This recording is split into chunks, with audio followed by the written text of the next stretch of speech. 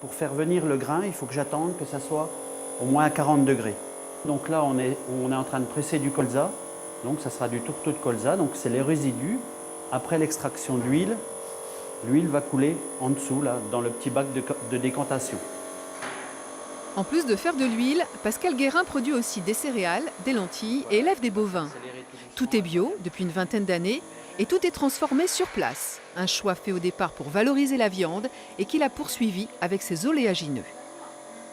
L'huile, elle est venue aussi pour essayer d'arriver à une autonomie sur notre ferme, c'est-à-dire que ça nous amenait un tourteau de colza au tournesol qui sert aux animaux qu'on engraisse pour faire la vente directe de bœuf. Et en fait, on n'est pas dépendant d'un achat de tourteau quel qu'il soit. C'est une façon de maîtriser aussi les coûts. Didier Robin fait aussi de la culture et de l'élevage. Lui vient d'entamer une conversion en bio. C'est le manque de rentabilité de son élevage laitier qu'il a décidé. Je ne gagnais rien sur mon exploitation, en travaillant les week-ends, les samedis, dimanches.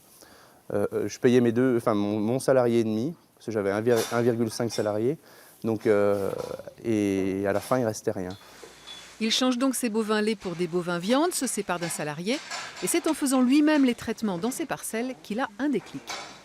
Je ne m'y retrouvais pas, quoi. Parce que vraiment, des produits qui se mettent à 0,05 litres hectare, des produits, on avait vraiment l'impression de devenir petit chimiste. Comme lui, de plus en plus d'agriculteurs franchissent le pas. L'an dernier, 61 fermes ont fait ce choix en Côte d'Or.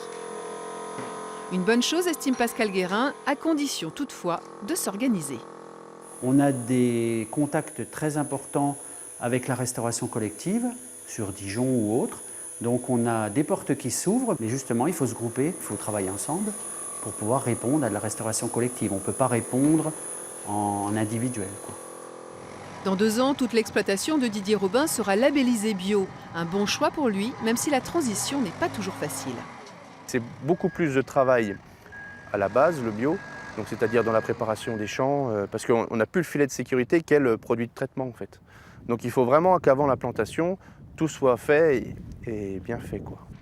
Sa seule inquiétude pourtant aujourd'hui est financière, car il attend toujours, comme ses collègues, les primes de conversion que lui doit l'État.